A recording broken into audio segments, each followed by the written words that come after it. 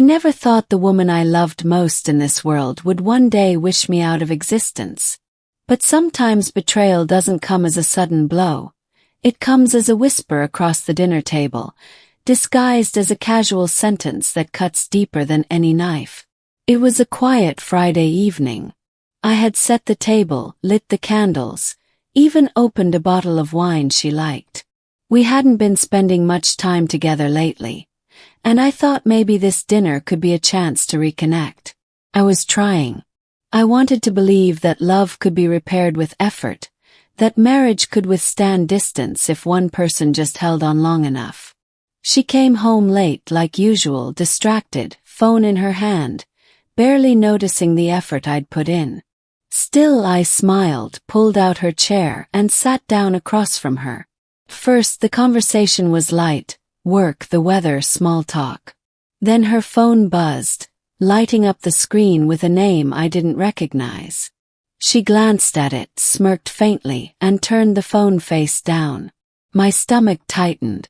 I tried to ignore it, tried to keep the mood alive. But that's when she leaned back, sighed, and said the words that shattered me. "I just wish he'd disappear."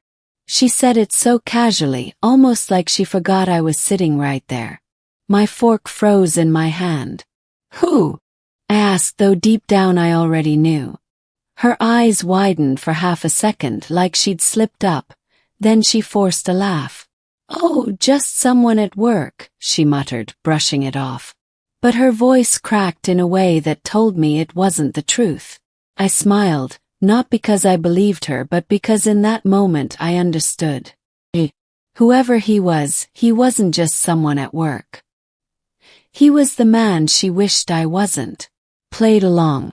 I laughed lightly, nodded, and kept eating, all while my heart pounded so hard I could barely hear her next words. I smiled because I didn't want her to see me break. Not yet. That night, after she fell asleep, I picked up her phone. I had never crossed that line before, but the dinner table had already told me everything I needed to know. And there it was, messages. Dozens of them. Him telling her he missed her.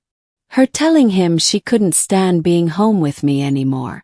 Photos, plans, late-night confessions. And then, the one message that destroyed the last bit of me.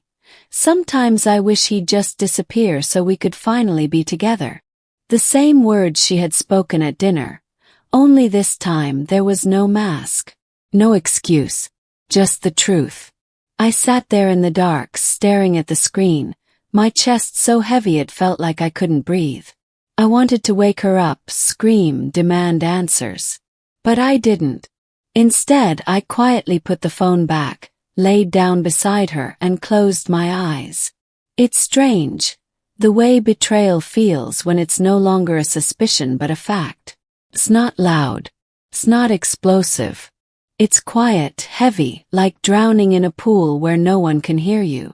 The next morning I acted normal. I made coffee, kissed her forehead, and left for work. But inside something in me had died. I stopped trying. I stopped reaching for her. I stopped being the man who believed love could conquer anything. Weeks passed. She grew colder and so did I.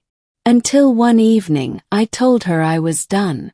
No yelling, no fighting, just done. She cried then. Not because she loved me, but because she hated losing the safety I provided. She begged, promised it was a mistake, said she'd end things with him. But I had already disappeared from her world in the only way that mattered. I had stopped caring. Leaving her was the hardest decision I ever made, but also the most necessary. Because love isn't supposed to feel like waiting for someone to notice you exist. Love isn't supposed to sound like wishing the person you vowed to spend forever with would vanish. Sometimes the cruelest betrayal isn't just the affair. It's realizing that the person you trusted most once looked at you and imagined a world where you weren't there. And yet, strangely, I'm thankful for that dinner. Her words broke me, but they also freed me. They forced me to see the truth I had been too blind to face. So when she said, "I wish he'd just disappear," I smiled. Because in the end I did disappear. Not in the way she meant, but in the way I needed. I disappeared from her lies, her betrayal, and her world. And now, for the first time in years, I'm finally living in mine.